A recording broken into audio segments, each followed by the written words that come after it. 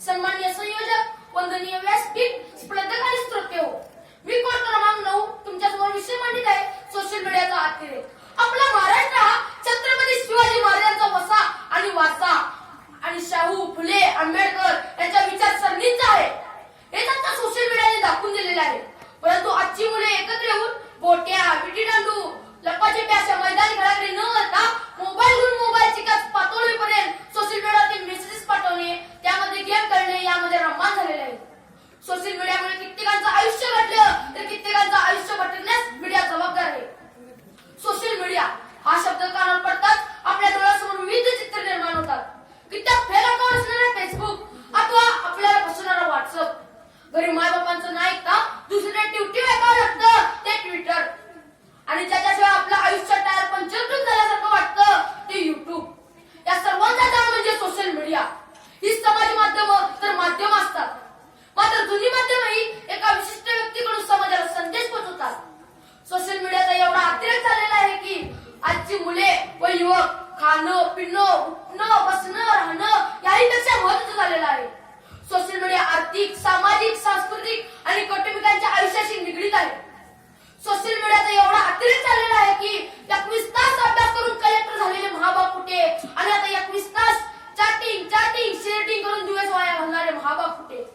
अहो हे नव्हे तर काल परवा महाराष्ट्रामध्ये तळमळ घालणाऱ्या महापुरामध्ये घरे, दारे, गुरे सारा संसार वाहून जात होता, आणि त्यांना वाचवायचे किंवा मदत करायचे सोडून आपली सेल्फी काढून मेळावर पाठवणारे याचे युवक, त्यांना अतिरेक म्हणावे की काय म्हणावे.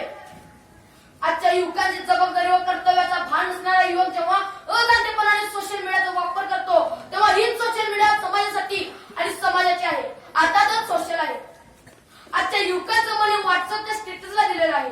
आजच्या युवकांचं मस्तक हे फेसबुक मेसेंजरला हस्तक होऊन मुलींच्या फेक अकाउंटला मस्तक झालेलं आहे. आजच्या युवकांचा मेंदू हा सोशल मीडियामुळे आश्रमसारखा बोंधू झाला आहे. असली साईट शिवाय काहीच पाहत नाही. आजच्या युवकांचं मन, मेंदू, मस्तक हे सशक्त झालेलं आहे. आजच्या युवकांना तर पबजी, ब्लूएज असे तर गेम माहीतच आहेत. असे गेम खेळताना अनेक युवकांनी आपल्या जीवाचा गेम करून घेतला आहे. सोशल मीडियाचा वापर आर्थिक पर्सेसारखा सैराट होत चालला आहे.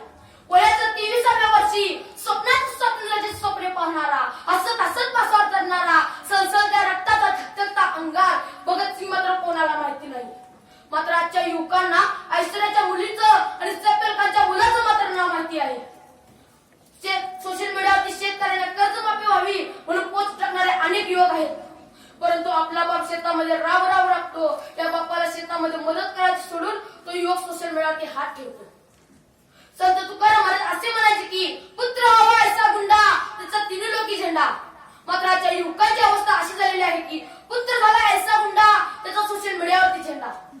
आणि सोशल मीडियावरती झेंडा मिळवणारा आजचा युवक इतका गुरपडून गेलेला आहे की आजचा युवक म्हणतो, आहे तरुण तर घे मजा करून, आहे तरुण तर घे मजा करून, जाशील मरून तर टाकतील पुरून, जाशील मरून तर टाकतील पुरून. इंडिया इंटरनेटच्या ट्रेड संरक्षणानुसार 5 युवकांपैकी 1 युवक नैराश्यग्रस्त आहे. अहमदनगरच्या दिलासेल अंतर्गत प्रशासित करणाऱ्या माहितीनुसार 5000 नवविवाहित जोड्यांपैकी 1000 जोडप्यांच्या घटस्फोटामागे हा मोबाईल आहे. कारण मला असे वाटते की मोबाईलवर बोलत असताना अनेक स्त्रिया आपल्या पतिदेवाला भोजन देत असतात, तेव्हा ती तिच्या ताटामध्ये वाढत असते, तेव्हा तिचे लक्ष ताटामध्ये नसते. ती ताटामध्ये वाढते की ताटाच्या बाहेर वाढते हे तिलाही कळत नसते. म्हणजे ती कोणामध्ये किती गुंग आहे हे आपल्याला दिसून येते. आवासी जगामध्ये वावरणारा आजचा युवक रित्या बोलायला घाबरेल तेव्हा भय निर्माण होईल. कारण आता ओटारचं बोलणं हे पोटार आलेलं आहे. काही तज्ञांचं असं मत आहे की दारू, सिगारेट ही जी व्यसनं आहेत ती सोशल मीडियामुळे.